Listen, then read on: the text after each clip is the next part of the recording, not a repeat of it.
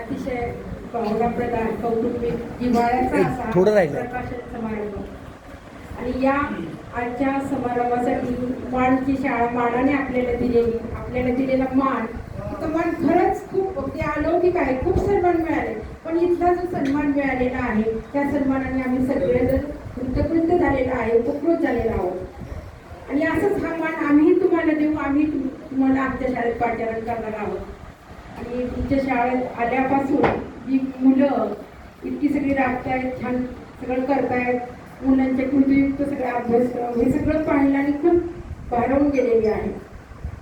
आजच्या या प्रकाशनासाठी जे विद्यार्थी आपल्यातून प्रतिनिधी म्हणून निवडलेले आहेत ते म्हणजे अध्यक्ष मिसबा, रेश्मा आणि अर्पिता, ह्या तिघेही अगदी ह्या मुलांचं प्रतिनिधित्व करणारे या विद्यार्थिनी आहेत. आणि यांच्या या बोलण्यावरूनच आपल्याला कळतं की या शाळेचा प्रत्येक विद्यार्थी संस्कारक्षम आहे. यांचं जीवन घडवण्याचं काम ही शाळा करत आहे. समोर आपल्याला जे पुस्तकात आहे ते समोरही दिसते, प्रेम, आनंद, शांती, करुणा आणि ज्ञानदान.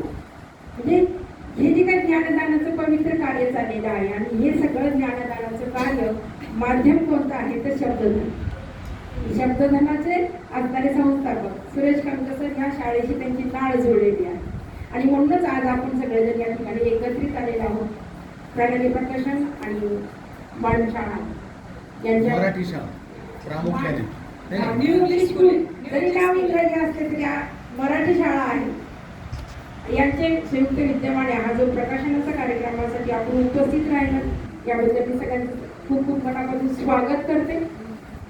हा जो काही ऐतिहासिक असा पुस्तक प्रकाशन सोहळा संपन्न झाला आणि यामध्ये या विद्यार्थिनींनी जी काही मनोगत व्यक्त केली ही खरोखर अप्रतिम अशा स्वरूपाची आहे. की शब्दांशी नातं जोडल्यावर काय होतं, एक आत्मविश्वास, एक निडरता, एक भावी नेतृत्व आणि लोकांना ओळखण्याची जी काही कला आहे ही शब्दांच्या माध्यमातून आपल्याला कळते. आणि शब्दांची नातं हे जोडलं पाहिजे. आणि शब्दांची नातं जोडल्यावर आपण आपलं व्यक्तिमत्व तर घडवतोच, पण आपल्या सहवासात येणाऱ्या सगळ्यांना आपला परिस्पर्श होतो.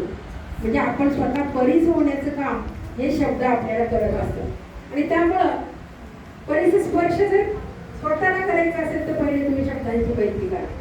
कोणी दुसरे मित्र नसले तरी चालेल, पण शब्द तेही मराठी, शुद्ध मराठी शब्द. मराठी वाचवा, त्यासाठी मराठी वाचा आणि मराठी जगा. सकाळी उठल्यापासून झोपेपर्यंत आपण किती इंग्रजी शब्द वापरले त्याची जर यादी केली तर मराठी शब्द तुटून गेले. म्हणून तुम्ही एक संकल्प करा की आज मराठी शब्दांची नातं जोडायची. आणि खऱ्या अर्थी तुम्ही मराठीला जर जागवत असाल, मराठीला जर जगवायचं असेल आणि जर भगवा झेंडा फडकवायचा असेल, नुसतं शिवाजी महाराज की जय किंवा आम्ही मराठे किंवा आम्ही महाराष्ट्र भूमीचे भूमिपुत्र असं